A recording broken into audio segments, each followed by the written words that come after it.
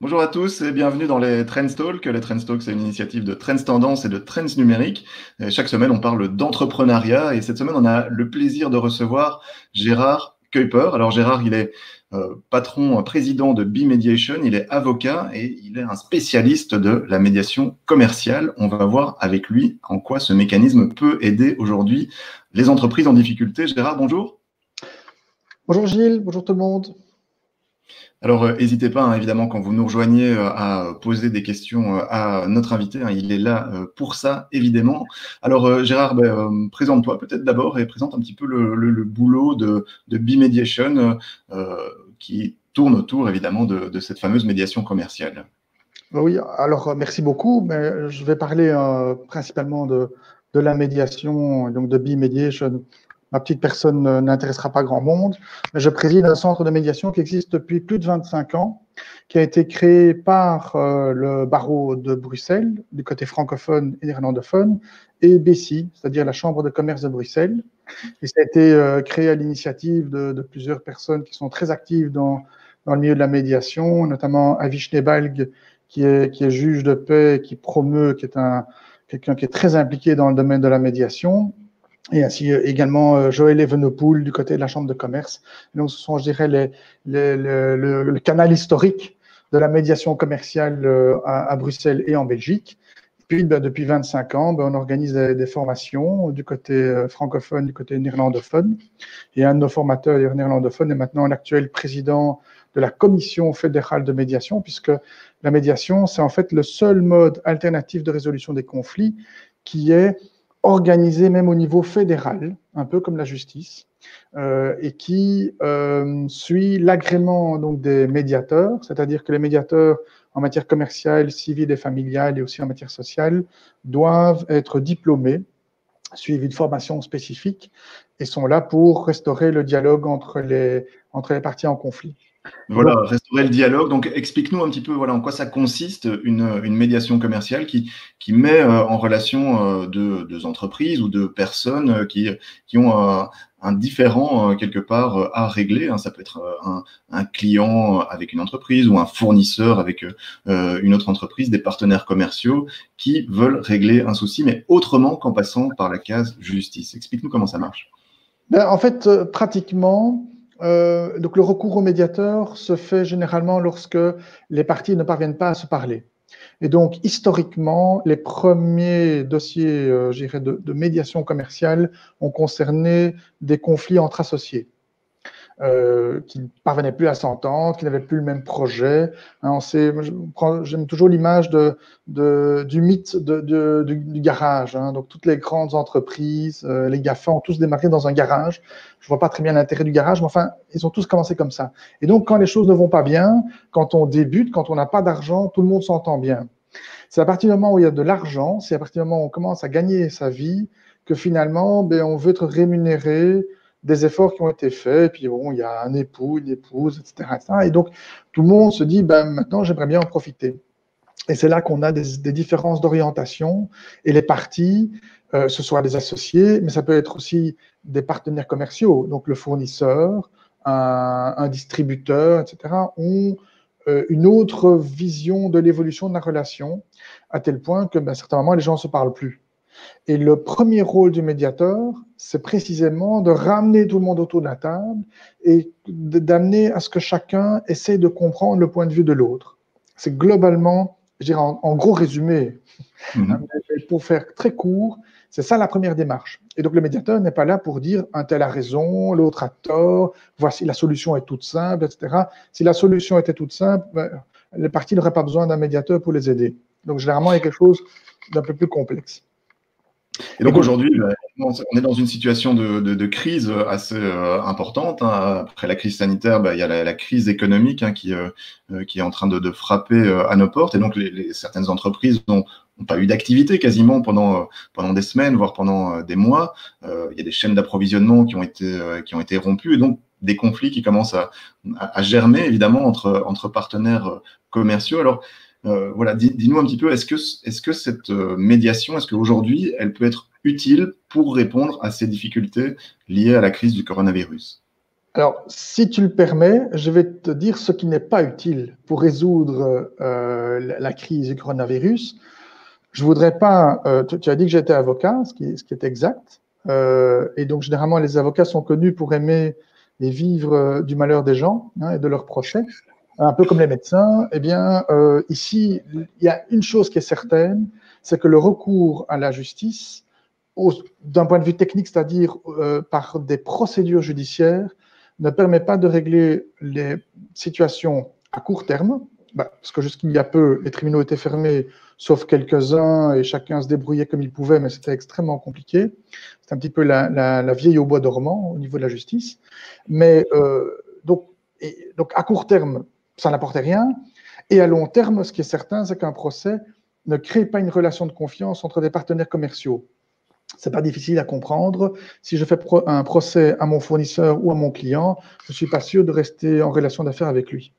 Donc, d'un point de vue strictement technique, économique, la voie judiciaire, pour la résolution des conflits, pose un problème, sauf dans un cas particulier, qui est le recours à la conciliation. Et donc, les juges peuvent intervenir comme conciliateurs. C'est quelque chose qui existait depuis très longtemps, mais qui a été peu utilisé et qui est maintenant remis au goût du jour et qui donne d'excellents résultats, notamment dans les conflits immobiliers, où les chambres de conciliation et le tribunal de l'entreprise va lancer sa chambre de conciliation à Bruxelles dans peu de temps. Eh bien, ça permet vraiment de régler énormément de problèmes de manière assez souple. Et l'autre aspect, c'est la médiation. La médiation, elle permet justement de travailler sur l'avenir. Le procès, généralement, traite le passé.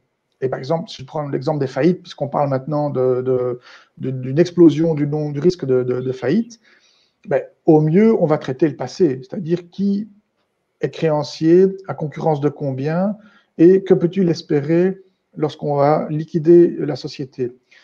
Faillite, d'ailleurs, qui a ses limites, parce qu'avec le développement des startups, et on a vu maintenant avec le travail à domicile, etc., on se rend compte que des bureaux en dur ne constituent plus une nécessité impérieuse d'une société. Et donc, au niveau d'un bilan de société, on va avoir de moins en moins d'actifs fixes. On va de plus en plus vers des actifs variables. Et ces actifs variables ne sont pas valorisables dans une faillite. Donc, les créanciers, globalement, auront droit à zéro. Et la médiation, elle permet justement de dire, OK, on a un problème, le problème existant, il va falloir le traiter, mais il va surtout falloir également envisager l'avenir. Soit j'ai confiance dans mon partenaire, je peux continuer à travailler avec lui, il vit une situation qui est dramatique, parce que, par exemple, dans le secteur Horeca, on leur a interdit de travailler. Et donc, ce n'est pas de leur faute s'ils sont dans une situation-là, mais qu'est-ce qu'on peut faire pour relancer l'activité? Et donc, on peut être extrêmement créatif. Et c'est là que la médiation est utile. Et est-ce que la médiation, elle va aussi permettre de résoudre ce conflit peut-être plus rapidement que la justice? Alors, on sait que voilà, introduire une citation, passer par des audiences, etc., ça peut prendre beaucoup de temps. Est-ce que une médiation, c'est plus vite réglé du coup? Disons que s'il était plus long que la justice, alors elle servirait vraiment à rien. Pour dire les choses comme ça, la médiation va très vite, en réalité, pour autant que les parties acceptent de jouer le jeu. Donc, quelqu'un qui veut absolument parler d'une médiation, on ne peut pas le forcer, on peut pousser dans tous les sens, ça n'avancera pas. Par contre, si les parties acceptent de s'asseoir autour d'une table, eh bien, ce premier accord, qui est l'idée de dire, OK, asseyons-nous et parlons-nous, c'est déjà une première démarche qui permet alors d'avancer. Et en médiation, allez, c'est 2-3 réunions de médiation. Si à ce moment-là, on n'a pas un accord qui se dégage, alors on ne va pas y arriver. Mais dans 75% des cas, on y arrive. Aujourd'hui, on est dans les Trends Talk. La Trends Talk, c'est une initiative de Trends Tendance et de Trends Numérique. On est avec Gérard Kuiper, qui est un spécialiste de la médiation. Il est avocat, mais il est aussi médiateur dans les matières civiles, dans les matières commerciales. Alors, explique-nous peut-être un petit peu, Gérard, c'est quoi le rôle de médiateur? Alors, le médiateur, je dis toujours, c'est quelqu'un de particulier. Donc, son rôle, c'est de rétablir un dialogue entre les parties. Et pour cela, il utilise des techniques de questionnement. Et pour focaliser, j'irai son attention sur les parties, on lui interdit il ne peut pas connaître les parties, il doit être neutre. Donc, il peut pas être l'avocat d'une des parties, etc. Donc, ça ne va pas du tout. Il ne connaît généralement pas le dossier et il est prié de ne pas donner son avis. Alors, c'est extraordinaire parce que néanmoins, ça marche. Qu'est-ce qu'il fait là alors? C'est le côté Dumbledore du médiateur. Hein, on se demande peut-être qu'avec une baguette magique, il arrive à faire des trucs inouïs, mais de manière plus simple et plus, je dirais, plus sérieuse, excusez-moi. En fait, il questionne. Et il interroge, il s'étonne. C'est le type qui est l'invité des dîners du mercredi soir, qui ne comprend pas très bien ce qui lui arrive et qui dit, mais tiens, pourquoi vous faites ça? Vous avez votre business qui s'organise comme ça, pourquoi est-ce que vous l'avez fait comme ça? Est-ce qu'il n'y a pas moyen de faire autrement? Est-ce que vous travaillez avec tel opérateur, mais est-ce qu'il n'y a que lui? Est-ce que vous avez rencontré d'autres personnes, etc. Et idem avec le fournisseur en disant, mais tiens, qu'est-ce qui vous a amené à travailler avec votre client qui ne vous paye pas? Hein, pourquoi est-ce que vous travaillez avec un client qui ne paye pas? Hein, bonne question. Il payait avant. Ah bon? Donc, il payait tout le temps. Ah bon? Etc. Et ils vont amener donc les parties à trouver eux-mêmes une sorte de chemin d'entente, d'accord? C'est un peu ça? C'est ça. Voilà, 10 sur, Monsieur Quastio, vous aurez 10, effectivement. C'est bien ça. Le médiateur est là pour amener les parties à co-construire un accord qui puisse leur convenir. Et donc, on est très loin des aspects strictement juridiques, qui a raison, qui a tort. Ça ne présente fondamentalement aucun intérêt pour l'avenir. On ne pose pas la question du qui, on ne pose pas la question du pourquoi, on pose la question du comment, en vue de quoi, quand est-ce qu'on le fait, qu'est-ce qu'il nous faut comme garantie, qu'est-ce qu'on pourrait imaginer comme solution. Et donc, c'est un travail ultra créatif, mais où il faut d'abord permettre à chacun à se parler et à se comprendre, se dire, OK, j'ai pigé le problème, maintenant on voit ce qu'on peut faire. C'est ça la démarche du médiateur. Alors on sait qu'aujourd'hui, le moratoire sur les faillites, il va logiquement s'éteindre. Hein, donc c'est le dernier jour aujourd'hui, ce qui veut dire que les citations en faillite vont pouvoir recommencer, aussi que les créanciers vont pouvoir exiger le paiement de leurs créances auprès de leurs débiteurs. Donc voilà, il va y avoir probablement des actions en justice qui vont affluer devant les tribunaux. Mais est-ce que les entreprises doivent aussi peut-être réfléchir à cette alternative plutôt que d'aller directement vers des procédures plus agressives, je dirais, et donc se dire que peut-être que ce moyen qui est un peu méconnu de la médiation pourrait aujourd'hui les aider?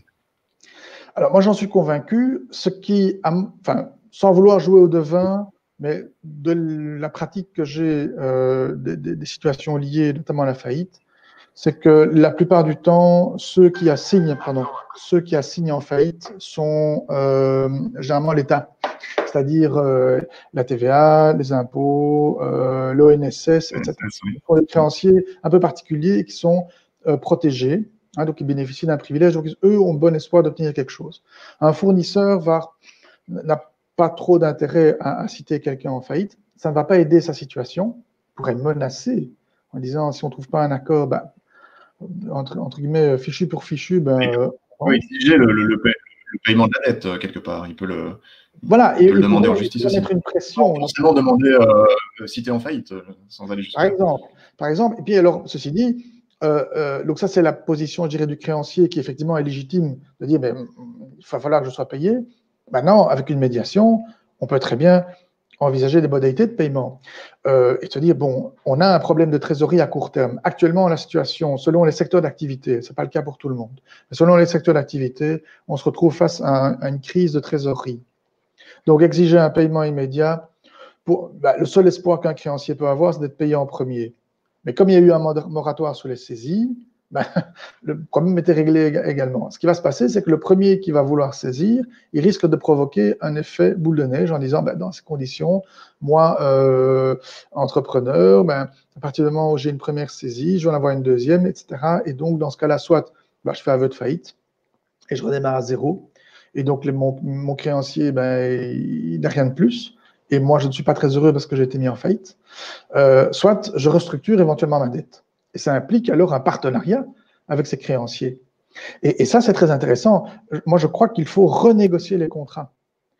Et ne pas attendre d'être saisi, surtout ne pas attendre d'être cité devant le tribunal, même si les premières audiences viendront en septembre, octobre. Le problème de la crise que l'on vit actuellement, il ne va pas se résoudre en septembre. selon les chiffres de la Banque nationale. Donc, on annonce une chute du PIB de 9% pour 2020, avec une remontée, si tout va bien, de 6 et des en 2021 et de 2, je ne sais pas combien, en 2022. Donc, on va avoir besoin de 2 ans et demi à 3 ans pour sortir de la crise.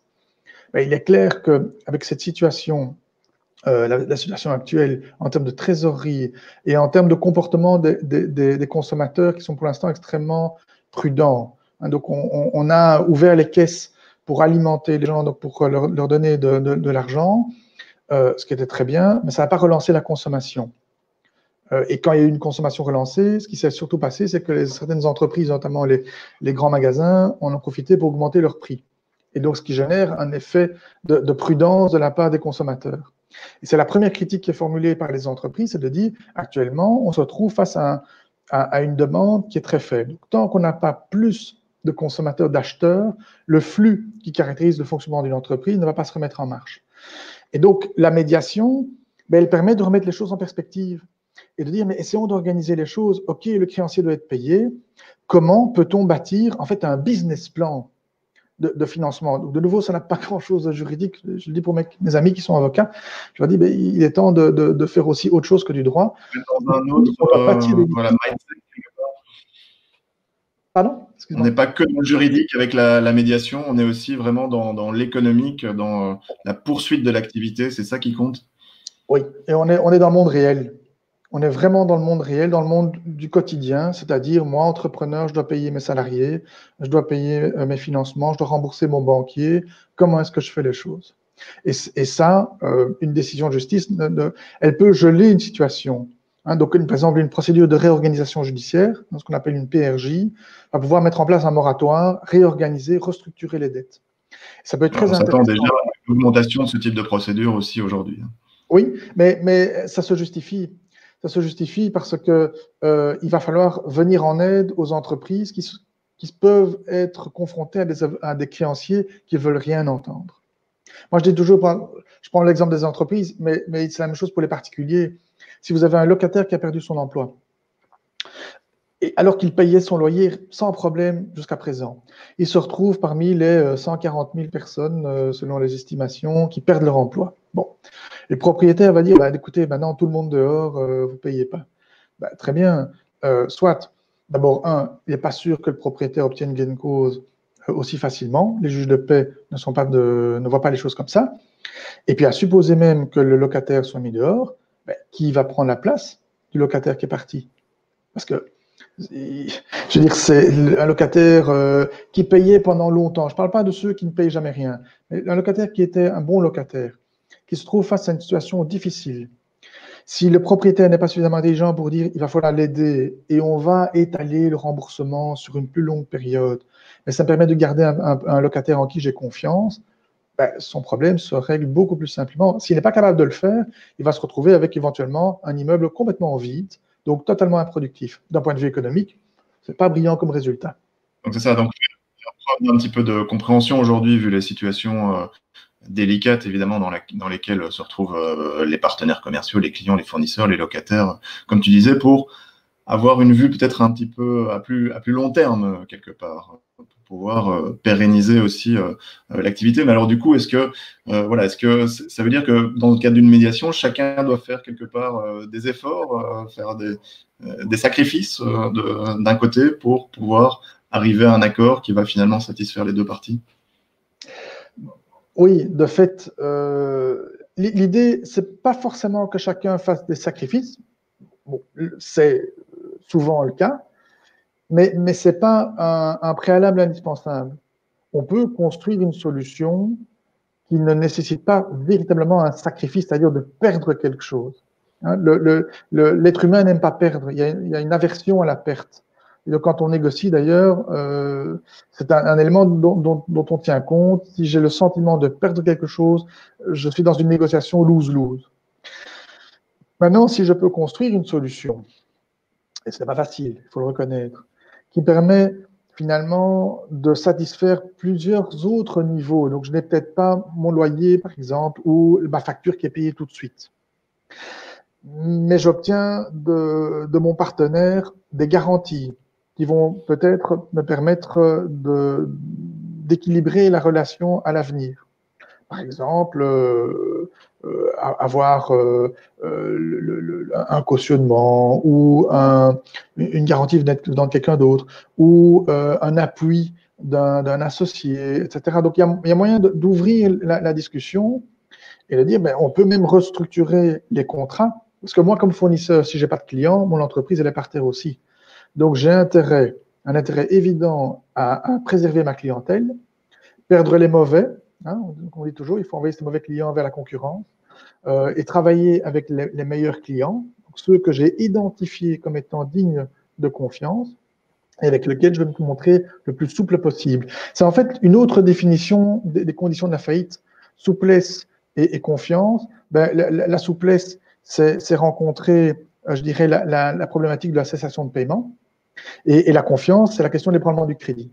Et donc, si je suis souple, si je parviens à créer les conditions de la confiance, mais donc je ne le fais pas avec n'importe qui, mais si je parviens à créer les conditions de la confiance, alors je peux traverser une crise,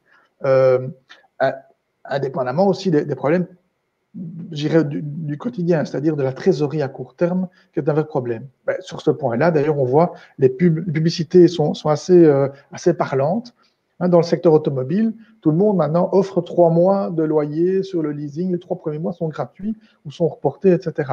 Ça montre bien que les fournisseurs ont besoin de clients. S'il n'y a pas de clients, il n'y a pas de marché. Donc, c'est aussi simple que ça. Donc, voilà. Donc là, on sent bien que voilà, la relance économique, elle va quand même arriver, mais voilà, il y a des sociétés qui ont quand même trinqué dans les 3 derniers mois. Alors, est-ce que toi, Gérard, tu sens là du côté du marché, peut-être de demande de certains clients, de certaines entreprises qui commencent à avoir toutes ces difficultés économiques. Est-ce que tu penses que la médiation commence à rentrer un petit peu dans les discussions aussi? Est-ce qu'on va vers une augmentation du nombre de médiations? On sait qu'il y a certains tribunaux maintenant qui commencent aussi à faire un peu la promotion de cette procédure, mais aussi de la médiation d'entreprise, hein, qui est un petit peu différente. Tu parlais aussi de la conciliation qui va là faire intervenir le juge. Donc, toute une série de méthodes un petit peu alternatives au procès qui sont un petit peu mises en avant aujourd'hui. Est-ce que tu sens ça aussi? En tout cas, les choses ont bien changé par rapport à il y a 2 ans. Donc en 2018, le législateur a voté une loi qui renforce en fait le recours à la médiation et qui permet en fait même au juge d'imposer la médiation, sauf si toutes les parties la refusent. Donc c'est un système d'opt-out et qui permet de dire, bon, si une des parties dit, moi je pense qu'une médiation serait utile, nous permettrait de résoudre le problème, le juge peut, pourtant qu'il soit intéressé, mais c'est le cas d'un certain nombre d'entre eux, peut pousser en disant, mais c'est une excellente idée et vous, à la rigueur, vous ne perdez pas de temps. Il y a certains juges qui vont dire, écoutez, je vous donne 3 mois, ce qui dans une procédure judiciaire, c'est du très court terme, et vous revenez, et si ça ne marche pas, vous revenez et je prends le dossier et je le traite. Donc, il n'y a pas de temps perdu, mais au contraire, c'est un peu comme un couteau suisse. On donne des opportunités supplémentaires pour régler les problèmes. Alors, tu parlais de la médiation d'entreprise. Là, c'est un petit peu différent. C'est pas tout à fait la même chose. C'est un peu comme le principe de la médiation de dette. C'est que on essaie on sort du cadre de la médiation où les parties négocient pour résoudre un conflit.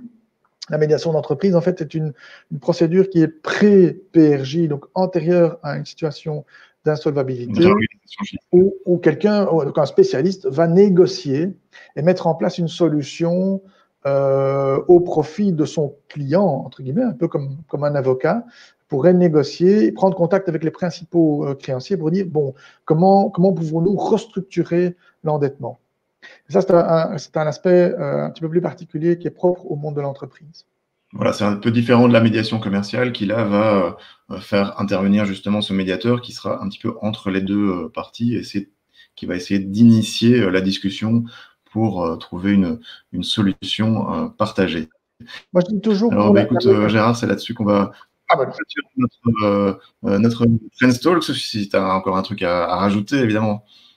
Juste une petite chose, parce que j'aime bien le dire aux gens qui hésitent à entrer en médiation, c'est que je leur dis, le seul risque qu'ils prennent, c'est finalement d'aboutir à un accord. Donc, globalement, c'est un risque qu'on peut accepter de prendre sans trop de peur. Énorme, et donc il faut y penser aujourd'hui, hein, quand on a des difficultés au sein de son entreprise, peut-être voir un petit peu plus à long terme, conserver ses partenaires commerciaux, trouver un accord qui sera évidemment pas facile à trouver, mais qui permettra de résoudre ces conflits. Encore un grand merci, Gérard, pour ta présence aujourd'hui dans les Trends Talk. Et on se dit à la semaine prochaine pour un autre débat qui concerne l'entrepreneuriat. Merci, Gérard. À bientôt.